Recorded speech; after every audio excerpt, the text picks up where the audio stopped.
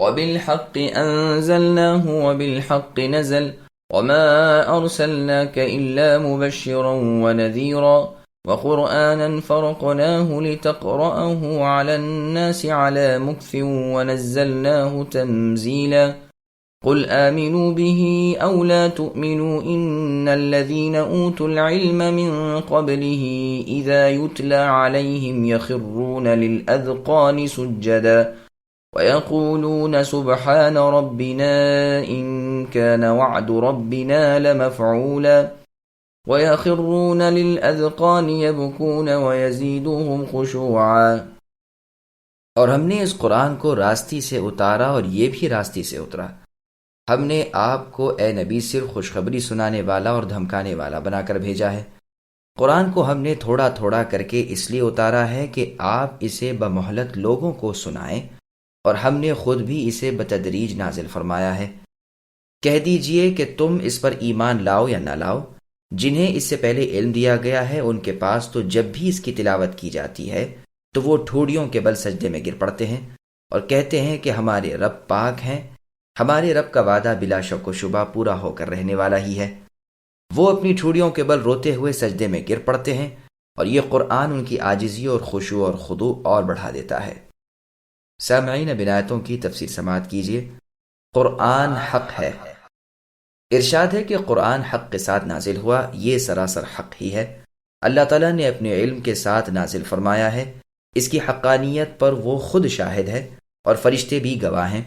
اس میں وہی ہے جو اللہ نے آپ پر اے نبی اپنی داست کے ساتھ اتارا ہے۔ اس کے تمام حکم، احکام اور نہی و ممانعت اللہ ہی کی طرف سے ہے۔ حق والے اللہ نے حق کے ساتھ اسے اتارا ہے، اور یہ حق کے ساتھ ہی آپ کو پہنچایا گیا۔ نہ راستے میں کوئی باطل ملا، نہ باطل کی یہ شان کہ اس سے مخلوط ہو سکے۔ یہ قرآن تو بالکل محفوظ ہے، کمی زیادتی سے اکثر پاک ہے۔ پوری طاقت والے امانت دار فرشتے جبرائیل کی معرفت نازل ہوا ہے، جو آسمانوں میں ذی عزت اور وہاں سردار ہے۔ آپ کا کام اے نبی مومنوں کو خوشی سنانا اور کافروں کو ڈرانا ہے۔ اس قرآن کو ہم نے لوح محفوظ سے بیت العزہ پر نازل فرمایا، جو آسمان اول میں ہے۔ وہاں سے تھوڑا تھوڑا متفرق کر کے واقعات کے مطابق 23 برس میں دنیا پر نازل ہوا۔ اس کی دوسری قراءت فرقناہ ہے، یعنی ایک ایک آیت کر کے تفسیر اور تفصیل اور تبیین کے ساتھ اتارا ہے کہ آپ اے نبی اسے لوگوں کو بسہولت پہنچا دیں اور آہستہ آہستہ انہیں سنا دیں۔ ہم نے اسے تھوڑا تھوڑا کر کے نازل فرمایا ہے۔ قرآن سن کر مومنوں کی کیفیت کیا ہوتی ہے؟ پھر فرمان ہے کہ تمہارے ایمان پر صداقت قرآن موقوف نہیں، تم مانو یا نہ مانو، قرآن فی نفسی ہی کلام اللہ اور بے شک برحق ہے۔ اس کا ذکر تو ہمیشہ سے قدیم کتابوں میں چلا آ رہا ہے۔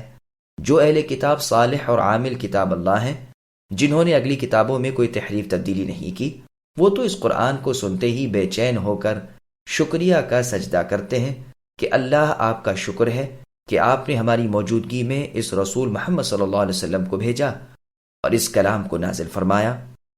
اپنے رب کی قدرت کاملہ پر اللہ کی تعظیم و توقیر کرتے ہیں، جانتے تھے کہ اللہ تعالیٰ کا وعدہ سچا ہے، غلط نہیں۔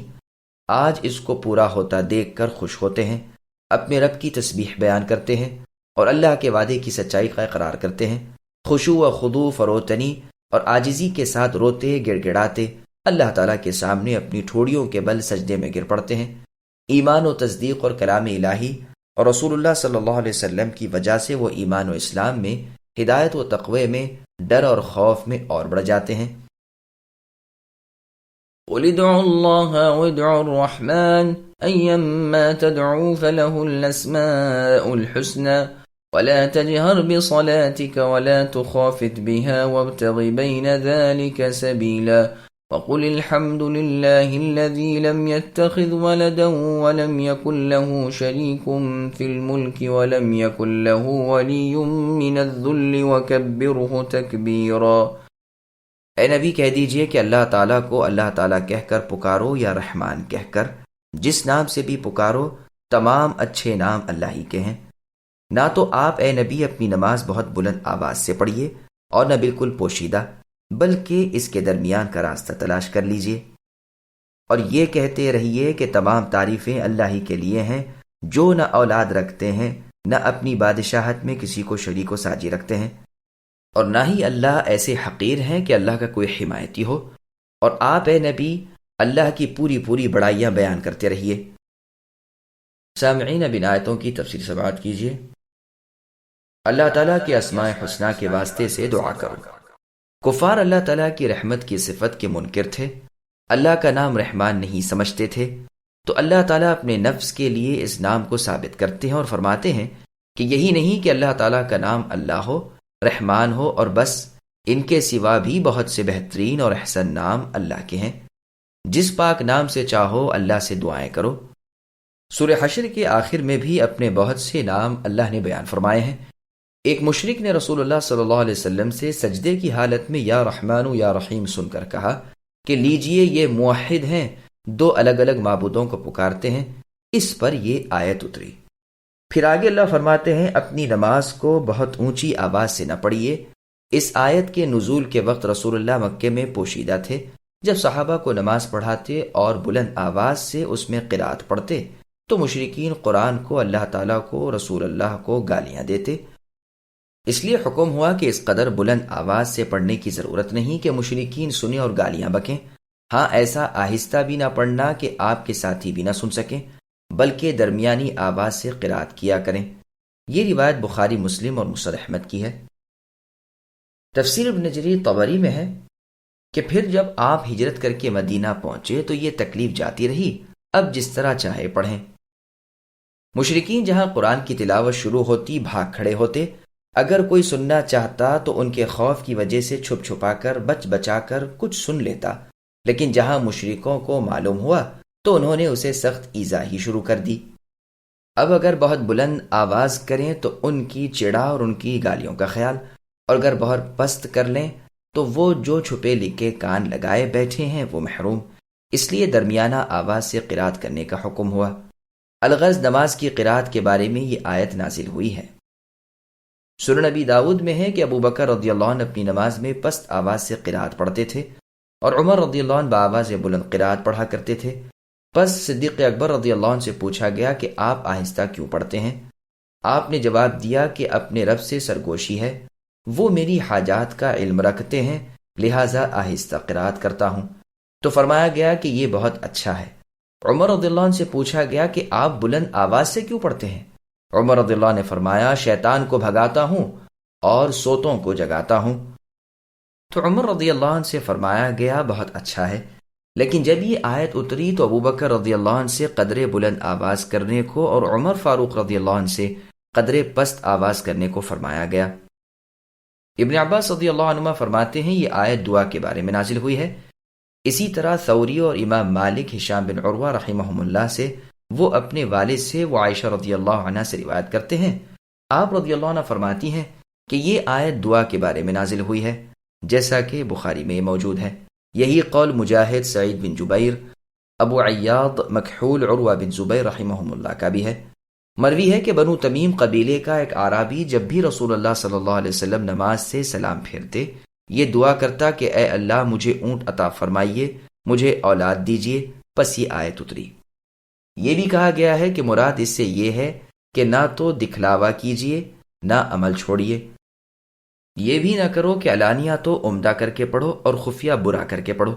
اہل کتاب پوشیدہ پڑھتے اور اسی درمیان کوئی فقرہ بہت بلند آواز سے چیخ کر زبان سے نکالتے، اس پر سب ساتھ مل کر شور کر دیتے تو ان کی موافقت سے ممانعت ہوئی، اور جس طرح اور لوگ پوشیدگی کرتے تھے اس سے بھی روکا گیا۔ پھر اس کے درمیان کا راستہ جبریل علیہ السلام نے بتایا جو رسول اللہ صلی اللہ علیہ وسلم نے مسنون فرمایا ہے۔ اللہ کی حمد کرو جس میں تمام تر کمالات اور پاکیزگی کی صفتیں ہیں، جس کے تمام تر بہترین نام ہے، جو تمام تر نقصانات سے پاک ہے۔ اللہ کی اولاد نہیں، اللہ کا شریک نہیں، وہ اللہ اکیلے ہیں، ایک ہیں، بے نیاز ہے، نہ اللہ کے ماں باپ، نہ اولاد، نہ اللہ کی جنس کا کوئی، اور نہ وہ ایسے حقیر ہیں کہ کسی کی حمایت کے محتاج ہوں یا وزیر و مشیر کی اللہ کو حاجت ہو، بلکہ تمام چیزوں کے خالق مالک صرف وہی اللہ ہیں، سب کے مدبر مقتدر وہی ہیں۔ اللہ ہی کی مشیت تمام مخلوق میں چلتی ہے، وہ اکیلے ہیں، ان کا کوئی شریک نہیں ہے، نہ اللہ نے کسی سے بھائی بندی کی ہے، نہ وہ کسی کی مدد کے طالب ہیں۔ تو اے نبی آپ ہر وقت اللہ کی عظمت و جلالت، کبریائی، بڑائی و بزرگی بیان کرتے رہیے، اور مشرکین جو تہمتیں اللہ پر باندھتے ہیں آپ ان سے اللہ کی ذات کی بزرگی، بڑائی اور پاکیزگی بیان کرتے رہیے۔ یہود و نصارہ تو کہتے تھے کہ اللہ تعالیٰ کی اولاد ہے، مشرکین کہتے تھے لبیک اللہم لبیک لبیک لا شریک لک الا شریکا هو لک تملکہ وما ملک، یعنی اے اللہ ہم حاضر باش غلام ہیں، یا اللہ آپ کا کوئی شریک نہیں، لیکن وہ جو آپ کی ملکیت میں ہیں آپ ہی ان کے اور ان کی ملکیت کے مالک ہیں۔ صابئ اور مجوسی کہتے تھے کہ اگر اولیاء اللہ نہ ہوں تو اللہ تعالیٰ سارے انتظام آپ نہیں کر سکتے۔ اس پر یہ آیت اتری اور ان سب باطل پرستوں کی تردید کر دی گئی۔ بعض آثار میں ہے کہ جس گھر میں رات کو یہ آیت پڑھی جائے اس گھر میں کوئی آفت یا چوری نہیں ہو سکتی۔ واللہ تعالی اعلم۔